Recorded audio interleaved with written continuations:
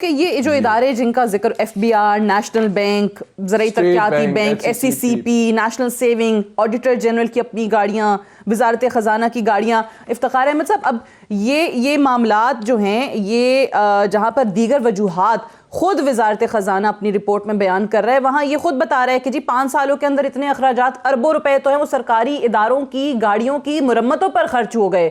सो फिर इस मुल्क में जो गरीब आदमी है वो फिर हुक्मरानों को, कोई भी हुक्मरान हो जिस भी पार्टी का, उनको बुरा भला क्यों ना कहे, ये क्यों आवाम को फिर बताया जाता है, ये क्यों तसल्लियां दी जाती हैं कि भाई आपके हालात बड़ी जल्दी बेहतर होने वाले, मईशत जो है वो संभलने वाली है। मैं ये जो गाड़ियों पे खर्चा हुआ मेरे नज़दीक इसकी कोई अहमियत नहीं है। कितना करप्शन कर लिया होगी इसमें, 40-50% कमीशन खा लिया होगा। उसको जितना आपने अमाउंट बताया उसका 40-50% कुछ भी नहीं बनता। आमर साहब ने एक बड़ी बात अहम कह दी। जो हमारा कस्टम है, जो हर किस्म का कस्टम, वहाँ से हर साल कई खरब रुपए की बेईमानी होती है। उस पे गालिबन नैब के हाथ भी जलते हैं और पर भी जलते हैं। आज भी हो रही है ये करप्शन, और जब से तब्दीली पाकिस्तान हुई है, तब्दीली पाकिस्तान को हुए भी अब 1.5 साल हो गया, 18 महीने हो गए हैं। इन 18 महीनों में खरबों रुपए की जो करप्शन होती है और जो रोज़ाना की बुनियादों पर होती है, ये नहीं कि कभी कभार हो जाती है। रोज़ाना कंटेनर्स आते हैं, उन पे गलत मार्किंग होती है, कंटेनर के अंदर कुछ होता है, कागज़ों में कुछ डिक्लेयर होता है। तो इन 18 महीनों में इस तब्दीली पाकिस्तान के अमल में इन कंटेनर्स में आने वाली एशिया के ऊपर कितने मुकदमात हुए, कितने सरमायादार पकड़े गए। पिछले दिनों मैं बड़ा खुश हुआ कि एक साहब ने कहा कि हम जाएंगे बड़े शॉपिंग मॉल्स पे और स्मगलिंग हुई जो चीज़ें वहाँ मौजूद होगी उनको उठा लेंगे। मैंने कहा लो, इनकलाब आ गया। यही तो मेरी बचपन से ख्वाहिश थी, लेकिन ऐसा हुआ नहीं। पता लगा नहीं, उनको मना कर दिया गया कि ऐसी हरकत नहीं करनी।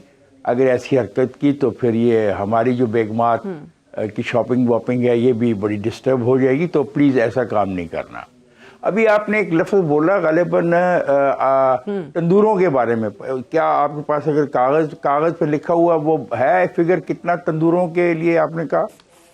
तंदूरों की 1.5 अरब रुपए की जो सब्सिडी दी गई वो वजारत खजाना की रिपोर्ट में एक वजह ये भी बताई गई महंगाई में इजाफा होने की। अब सुनो ना, क्या कोई ऐसा डाटा मुझे लाहौर शहर का प्रोवाइड किया जा सकता है कि लाहौर शहर में किस तंदूर को कितनी सब्सिडी का आटा मिला? ये है वो खाबे जो जारी हैं और इनको रोकना किसी के बस की बात नजर नहीं आता। हद की बात है कि तंदूरों पे सस्ती रोटी की आड़ में इतना पैसा दिया गया। मैं सिर्फ लाहौर शहर के तंदूरों की डिटेल चाहता हूं कि मुझे लाहौर शहर के तंदूरों की डिटेल फराम की जाए। तंदूर के मालिक, उस मालिक को कितनी अपना आटा जाता है, बोरी जाती है, उस बोरी के अगेंस्ट सब्सिडी किस मिल वाले को दी जा रही है, ज़रा इसकी डिटेल तो हमारे साथ शेयर कर लें। वो पिछले तो बेईमान थे, करप्ट थे, चोर थे, मनी लॉन्ड्रिंग करते थे, लूट के खा गए। तो ये तो अच्छे पाकिस्तान वाले हैं। ये एक छोटा सा मेरा मुतालबा ये पूरा कर लें। देखिए बात ये है कि ये मुल्क जो है हमारे लिए बना ही नहीं है। ये मुल्क पाकिस्तान के सरमायादारों के लिए बना है, हमारे लिए तो बना ही नहीं है। अभी ये जो आखिरी पैरे में जाके हम बात करेंगे नैब के कवानीन के बारे में, कि प्राइम मिनिस्टर साहब खुद फरमाएं कि इस महफिल में बैठे हुए कुछ ऐसे मेरे दोस्त हैं जिन पे नैब के कवानीन है, तो उनको बचत देने के लिए जब आप आएंगे तो फिर आहद चीमा या फवाद चौधरी की हैसियत क्या रह जाती है? उनकी क्या हैसियत है? ठीक है, वो तो मुलाजिम है। ठीक है, अच्छा मुझे अब ये बड़ी इंटरेस्टिंग बात जो आपने की है ना कर रहे थे कि भाई वो डिटेल्स शेयर कर दें। ये पुराना पाकिस्तान तो है नहीं, अब नया पाकिस्तान है। आपने कहा कि सिर्फ लाहौर में जिन तंदूरों पर सब्सिडी दी गई है एटलीस्ट वो वजारत खजाना जो है ये हुकूमत बता दे।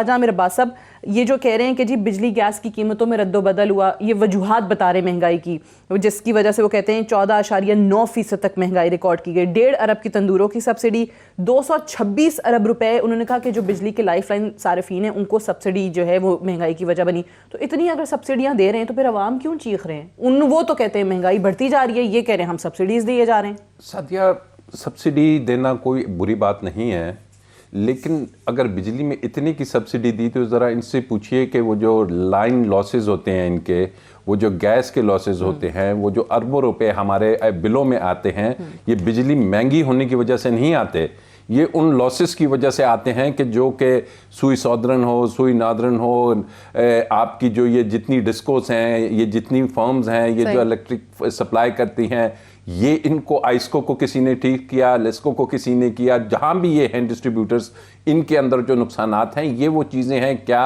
नेपरा के कवानीन में कोई तरामीम हुई? कल बड़ी बात हो रही है कि जनाब हम रेगुलेटर्स को स्ट्रॉन्ग करेंगे और रेगुलेटर्स के जरिए चीज़ों को कंट्रोल करेंगे। ये वो रेगुलेटिंग अथॉरिटीज़ हैं और यकीन कीजिए कि जब तक इनके अंदर से आप लोगों को नहीं उठाएंगे, लोगों को नहीं सजाएं देंगे, जिन्होंने अरबों खरबों के फायदे किसी ने इंडस्ट्रियलिस्ट को पहुंचाया, किसी ने किस मद में पहुंचाया, ये जो टैरिफ्स बनते हैं बिजली के, मुझे ये बता दें कौन उठाएगा, कौन करेगा कार्रवाई? जो रहा सहा कानून था उसमें भी इतनी ज्यादा उन्होंने रिलीफ दे दिया। कानून रहा सहा जैसा भी है, लेकिन विल तो होना मस्ट है। आपने वो डायरेक्शन तो मैं आ रही हूं सर, आपकी इफ्तिखार साहब आपकी तरफ आ रही हूं सर, आ रही हूं। अदारों की तरफ देखें तो सही, इनको खोलें तो सही, उन ब्लैक शीप्स को हाथ तो लगाइए, लेकिन अगर आपका हाथ ही नहीं पड़ रहा वहां पे जाके, अगर आपके पास वो टीम नहीं है, कस्टम्स वाली जो मिसाल आपने और इफ्तिखार साहब ने दोनों ने दी थी। जी, मैं खुद ये डील करता रहा हूं, ये जितनी भी इलेक्ट्रिक ये जो सी हैं बिजली फराहम करने वाले अदारे हैं, इसमें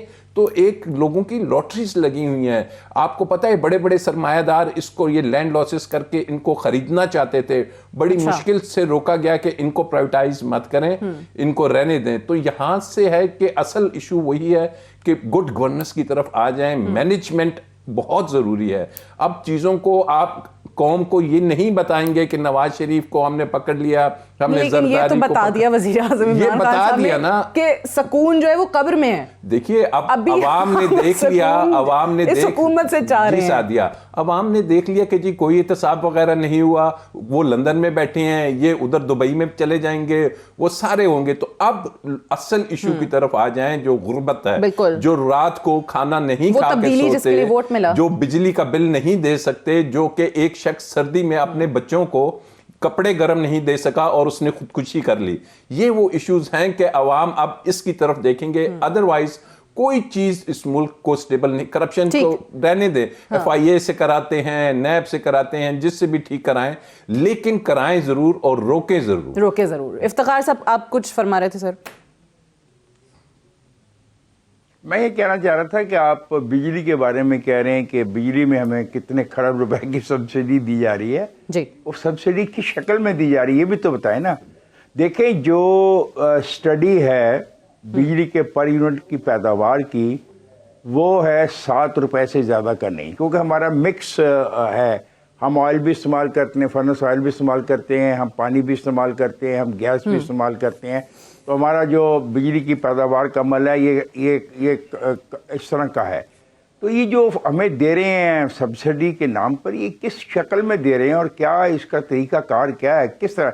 मेरा बिल जो है रोज़ का, वो तो मुझे पागलपने की हद तक ले गया कि मेरा बिल आता था 17,000 रुपया, वो 27 पे गया, 37 पे गया, 47 पे गया, 67 पे गया, इस दफ़ा 77,000 रुपीज़ है। तो उसमें अब मेरे अगर यूनिट देखें, जो यूनिट जो मैंने कंज्यूम किए हैं, और उसको मैं 7 रुपए फी यूनिट जो ये पैदावारी अमल है इनका, वो 7 रुपए से ज़रब दूं तो मेरा फिर सवाल ये पैदा होता है, ये पैसा फिर लूट के किधर ले जा रहे हैं? और कह रहे हैं कि ये हमें सब्सिडी दे रहे हैं। सब्सिडी दे रहे होंगे ये कारखाने वालों को, ये सब्सिडी दे रहे होंगे मिलों वालों को, ये सब्सिडी दे रहे होंगे फर्टिलाइजर बनाने वालों को, ये सब्सिडी दे रहे होंगे उन लोगों को जो खरबपति हैं। ये गरीबों को सब्सिडी के नाम पर अगर ये पैसा खाया जा रहा है, तो इसकी भी डिटेल निकले ऐसे करें, ऐसे करें। नहीं, ऑपोजिशन में जब थी तो कहती थी कि खास तबके को, एक प्रिविलेज तबके को नवाजा जाता है, तो ये भी अगर उसी को नवाज रहे हैं तो व्हाट्स द डिफरेंस? सादिया हम इसको हल कर लेते हैं ना, मैं लंबी बात नहीं करता। जिससे मैंने कहा लाहौर के जी। तंदूरों की फहरिस्त, मैं कहता हूं कि ये सब्सिडी जो दी जा रही है, ये किसी भी एक्शन का इलाका ये तय कर लें, किसी भी एक्शन का जो छोटा सा एक यूनिट होता है तय कर लें, अखबार में फुल पेज का इश्तिहार दे दें कि इस एक्शन के इलाके में इतने हजार ठीक। या इतने लाख यूनिट इस्तेमाल हो रहे हैं, हम इतने लाख यूनिटों पे इतनी सब्सिडी दे रहे हैं, सही है। ताकि पता लगे कि सब्सिडी जा कहाँ रही है, किसको मिल रही है।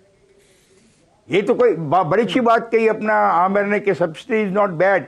एजुकेशन में सब्सिडी दी जाती है, ट्रांसपोर्ट में दी जाती है, इंफ्रास्ट्रक्चर में सब्सिडी दी जाती है, लेकिन सब्सिडी जा कहाँ रही है, किसको दी जा रही है, ये बहस है।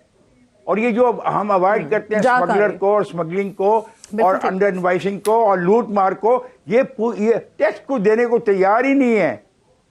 मतलब ये क्या, हम क्या कह रहे हैं, करना क्या चाह रहे हैं। ये जो नया पाकिस्तान है बदलता हुआ, ये क्या है, तमाम पुरानी स्कीमों पे नए तख्तियां लगाने से बात नहीं बनती, सही। या चंद लोगों को रोटी रात की खिलाने से ठीक है। काम नहीं बनेगा। 22 करोड़ का मुल्क है ये।